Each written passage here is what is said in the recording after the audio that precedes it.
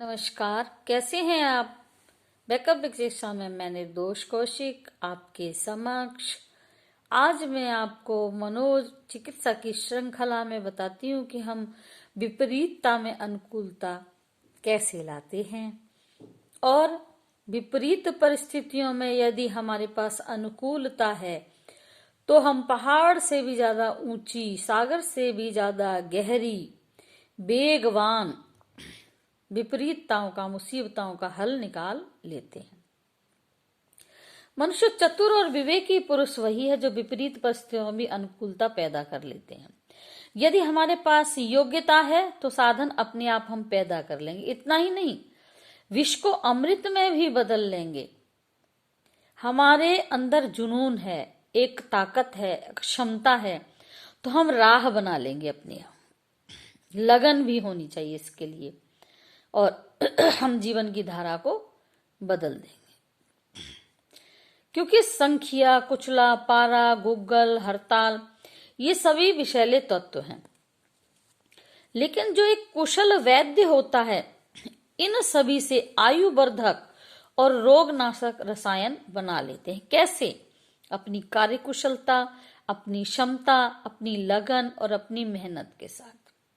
अपनी बुद्धि और विवेक से वो इन सब का हल एक अमृत तत्व में बदल कर देते हैं। मित्रों, मणि तो विषैले सर्प से ही पैदा होती है, तो हमें मजबूत दृढ़ निश्चय होना चाहिए। साधन तो हमारे पास फिर अपने आप दौड़े आते हैं।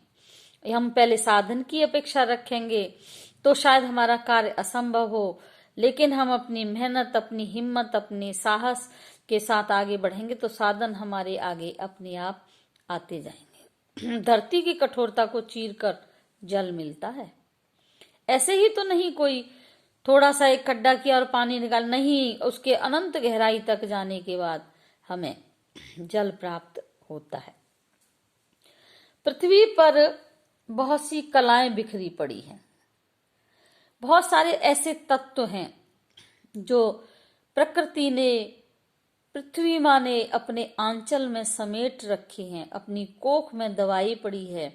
बस जरूरत है तो एक दृष्टि की, कि हम एक दृष्टि ऐसी रखें जिससे कि वो हमारे जो अनुकूल तत्व है हमें मिल जाए। ऐसे ही पुरुष सिंह जो भयंकर परिस्थिति में भी अपने आप को हिम्मत नहीं हारते, मेहनत से, पुरुषार्थ से लगे रहते हैं, वो विजय लक्ष्मी को निश्चित रूप से पा लेते हैं।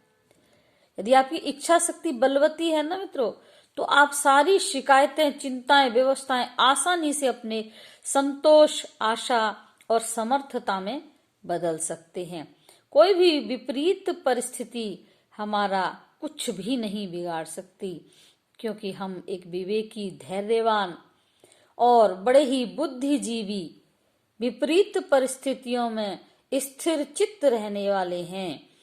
तो निश्चित रूप से हम सफलता प्राप्त कर जाएंगे और फिर हमारे पास कोई भी मनोरोग आकर फटकेगा भी नहीं, क्योंकि भय चिंता ही नहीं होगी तो रोग का तो कोई फिर कारण ही नहीं बनता कि वो हमारे पास आए।